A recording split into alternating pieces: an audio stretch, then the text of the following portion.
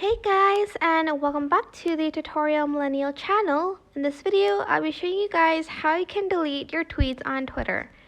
So I'm just going to sort of scroll to the left and go to profile.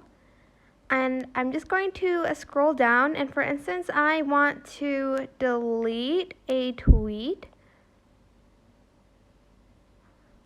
There's just a lot of retweets, sorry.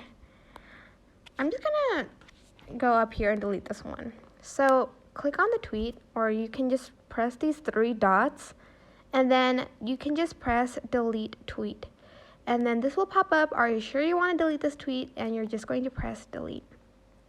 And that is basically it. I hope this tutorial was helpful for you guys.